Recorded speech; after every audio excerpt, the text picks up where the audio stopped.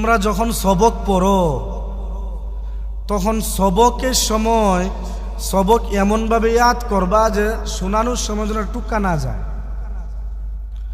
সবক শোনানোর সময় কি যেন না যায়, টুকাও না যায়। আর হুজুররা আপনারা যে সবকের মধ্যে টুকা খাবে ওই সবক নিবেন না, উঠায়া দিবেন।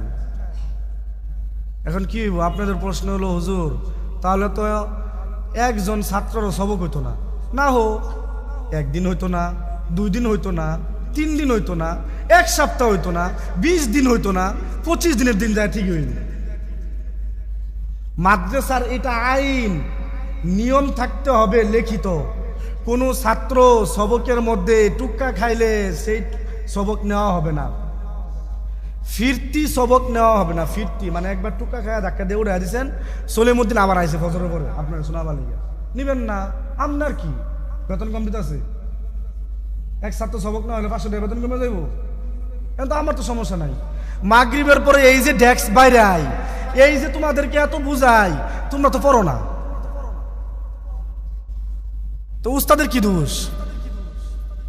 মাদ্রাসার আজকে থেকে নিয়ম করবেন টুক্কা বিহীন সবক হতে হবে, 1 নাম্বার। 2 নাম্বার, সবক তারাবি স্টাইলে হইলে চলবে না, হদর তেলাওয়াত লাগবে, হদর তেলাওয়াত। এইভাবে 1 পারা সবক পড়ায় দেখেন, 1 পারা, ওই 1 পারার 7 সবক ও জীবনেও বলতো না। 7 সবক যখন না বলবে তাহলে আমুকটা বলবো কেমনে? আমুকটা যখন না বলবে তাহলে কোরআন শরীফ বলবো কেমনে? আমাদের একটা সমস্যা, এক গ্রুপে 15, 16 জন, 20 জন করে ছাত্র দিয়ে রাখে না। 15 জনের বেশি দিবেন না, 15 জনের বেশি কোনো হুজুরকে ছাত্র দিবেন না।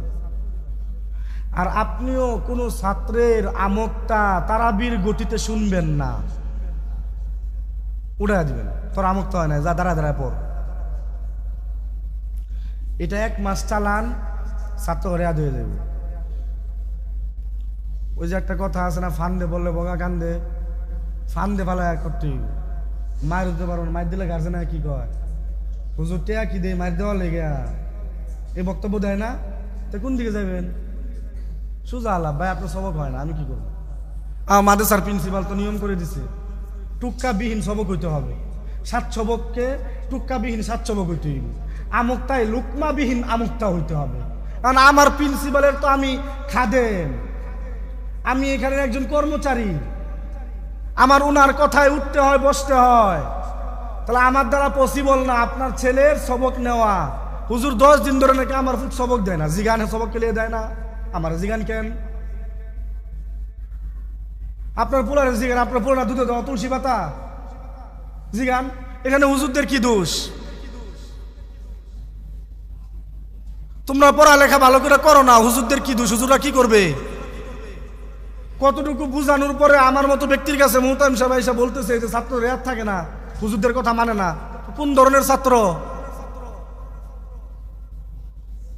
তুমি সবকটা পড়বা এমন সবক, ফজরের নামাজের আগে অবশ্যই সবক শেষ হতে হবে। ফজরের পরে কারো সবক শুনবেন না, সে যেই হোক, ফজরের পরে সবক শুনবেন না। তুই মাগরিবের পরে কি করছস? তোর যে সবক হইল না, জিজ্ঞাসা করবেন।